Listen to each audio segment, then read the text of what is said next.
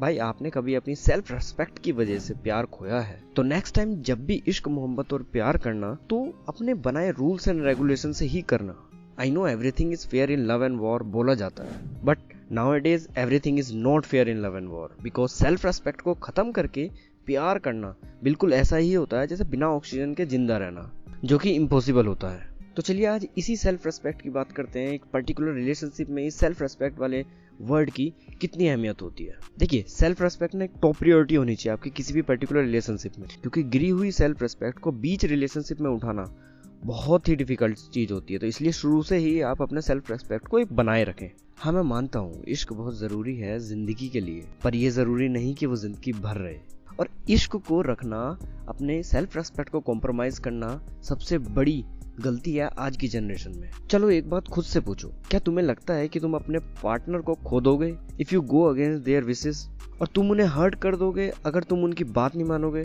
इसका मतलब साफ साफ है कि you don't have self respect in your relationship. पर अगर जो चीज सही है और आप उस पर्टिकुलर चीज पर बने रहते हो तो कुछ टाइम के लिए तो आपका पार्टनर ऑफेंड होगा, बट विद टाइम ही और she will take you serious and will respect your opinion.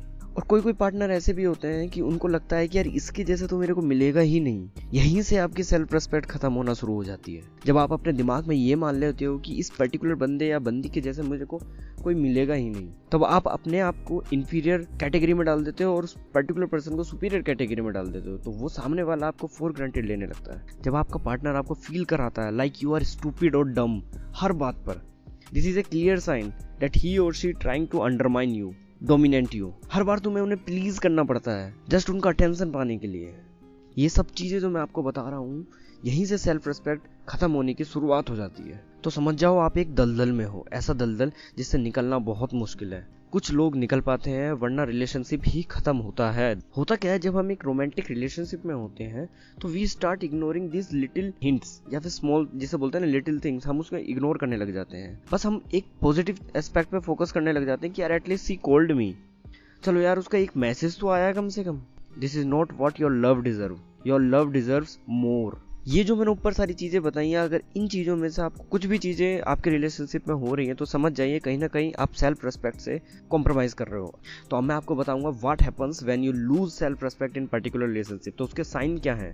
पहला हो जाएगा you lose your voice in relationship. आपकी डिसीजन मेकिंग पावर बिल्कुल खत्म हो जाती है, क्योंकि वो सामने वाला जो आपको डोमिनेट कर रहा है, सारे डिसीजन उसी की तरफ से आते हैं। कुछ गलत होगा तो तुम्हारे ऊपर जाएगा, कुछ अच्छा होगा तो उसके ऊपर जाएगा।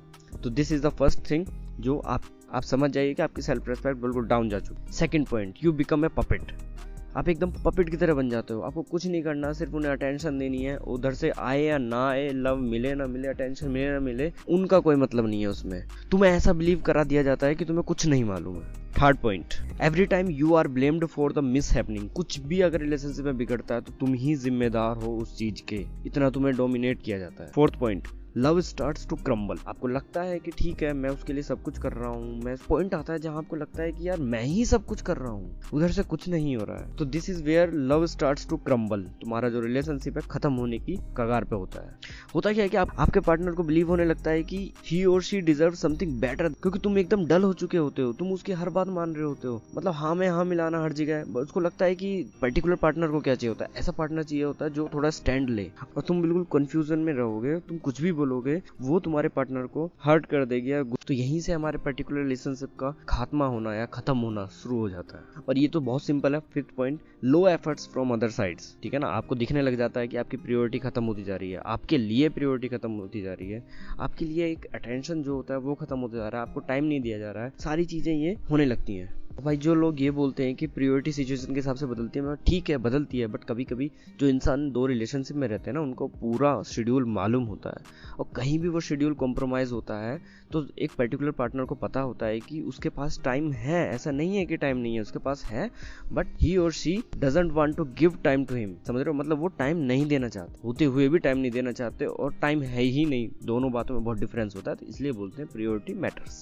क्या तुम्हें लगता है कि तुम्हारे कुछ ज्यादा ही एफर्ट्स रहते हैं हैं? क्या तुम्हारे ऊपर तुम्हारे पार्टनर्स की प्रॉब्लम का बर्डन ज्यादा है as compared to your problems? क्या तुम्हें लगता है कि अगर तुमने बात नहीं मानी तो वो गुस्सा हो जाएगी? क्या तुम्हारा पार्टनर जो तुम उसके लिए करते हो वो करता है तुम्हारे लिए? क्या तुम्हारे पार्टनर को दूसरों को ओपिनियन ज्यादा इंपॉर्टेंट लगता है? तो ये जो मैंने आपसे क्वेश्चंस पूछे हैं, अगर इनका जवाब आप में यस आ रहा है तो समझ पर्टिकुलर एक ऐसे रिलेशनशिप है जहाँ सेल्फ रेस्पेक्ट का कॉम्प्रोमाइज हो रहा है। देखो, सेल्फ रेस्पेक्ट खत्म तो हो जाता है जैसे मैंने शुरू में बताया, बट थोड़ा डिफिकल्ट होता है जब आप रिलेशनशिप के बीच में अपने सेल्फ रेस्पेक्ट को बढ़ाने की कोशिश करते हो, क्योंकि सामने वाले को उल्टा लगने लगता है वो कि अब इसका बिहेवियर क्यों चेंज हो रहा है। जो डोमिनेंट तुम पे हो रहा है ना, उसी को लगने लगता है कि ये ऐसा बिहेव क्यों कर रहा है। तो सेल्फ रेस्पेक्ट को या तो शुरू से रिलेशनशिप से बढ़ाइए, आप बना के रखिए, चाहे कुछ भी हो जाए, फर्स्ट प्रायोरिटी अपने सेल्फ रेस्पेक्ट को दीजिए। फिर भी मैं आप लोगों के लिए एक पर्टिकुलर सॉल्यूशंस बताऊंगा, इससे बात बन सके तो ठीक, वरना देखिए या तो आपको रिलेशनशिप अपना खत्म करना पड़ेगा या फिर आपको ये चीजें ट्राई करनी पड़ेंगी। इनमें से बात बन जाती है तो बेटर है, and I wish for you इनसे आप लोगों की बात बन जाए। फर्स्ट पॉइंट, पहला पॉइंट हो जाएगा इट टेक्स टाइम। पहली बात अपने दिमाग में डाल लो कि टाइम लगेगा, बहुत टाइम लगेगा, ठीक है ना, बहुत धीरे धीरे, क्योंकि जिस तरह सेल्फ रेस्पेक्ट डाउन जाती है ना, उससे डबल टाइम लगता है तुम्हारे सेल्फ रेस्पेक्ट को वापस लाने के लिए। अगर इस बीच आपको कुछ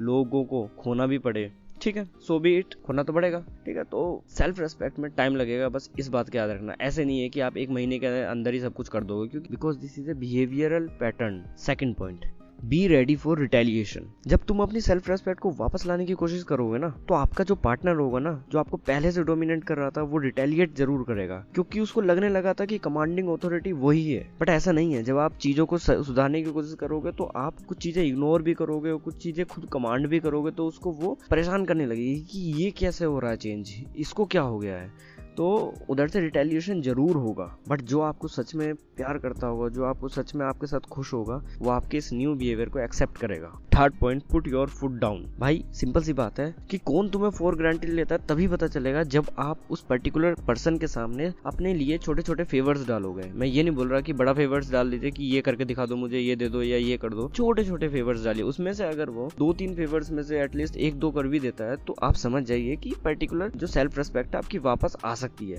अब वो बिल्कुल ही इग्नोर कर रहा है आपके फेवर्स को, तो it's time to move on, ठीक है ना। और इसका अपोजिट भी सेम है, learn to say no to the peoples even for the small favours या वर्क। देखो क्या होता है ना, कभी कभी हम हाँ में हाँ मिलाते जाते हैं, सब कुछ हाँ में हाँ मिलाते जाते हैं। मैं ये नहीं बोलता कि कुछ इंपॉर्टेंट वर्क है तो उसमें तो हाँ में हाँ बिल्कुल सही रहता है, बट हर चीज में आप हाँ, क्योंकि आपके भी तो एक पॉइंट ऑफ व्यू हो सकता है ना उस पर्टिकुलर चीज को देखना। अगर वो आपका पार्टनर है इसलिए मैं हाँ बोल दूं, that is not a justification, ठीक है ना। आपको कभी ना कभी तो ना बोलना सीखना पड़ेगा, वही है तुम्हारे सेल्फ रेस्पेक्ट जिसे बोलते हैं। क्यों सामने वाले को ये लगने लगता है कि यार ये क्या है, ये तो हाँ ही बोलेगा हर चीज में, क्या अरे वो है ना, अरे आकाश है ना, वो सब कर देगा, वो कर देगा, उससे करवा लूंगी मैं। तो that is not the thing. अगर वो चीज आपके फील्ड में नहीं है, वो चीज आप नहीं कर सकते हो तो से नो। अगर जैसे टाइम के लिए कोई बोलता है यार टाइम है क्या तुम्हारे पास, तो अगर तुम सही में बिजी हो तो बोल दो यार नहीं। कुछ लोग क्या होते हैं, कुछ लड़के अक्सर हर चीज छोड़ के बैठ जाएंगे, इतना भी इंपॉर्टेंट वर्क होगा, हाँ अरे तुम्हारे लिए तो टाइम ही टाइम है। तो क्या होता है, उससे तुम्हारी सेल्फ रेस्पेक्ट डाउन जा रही है, क्योंकि सामने वाले के दिमाग में ये जा रहा है कि भाई इसके पास तो टाइम ही टाइम है, इसके पास तो फ्री टाइम है, जब मैं चाहूँ जब मैं कॉल कर सकती हूँ। और जब तुम उसको कॉल करते हो तो क्या होता है, कुछ नहीं, इग्नोर। 1-2 कॉल आपकी उठाई नहीं जाती है, तीसरे उठा के बोलते हैं यार बार बार कॉल क्यों कर रहे हो। तो थोड़ा सा आपको अपने आप पे वर्क करना पड़ेगा। लास्ट पॉइंट है बिलीव इन योर सेल्फ। सबसे इंपॉर्टेंट पार्ट यार, हर जगह यही अप्लाई होता है और अभी भी यही है, अपने आप पे वर्क करो ना यार,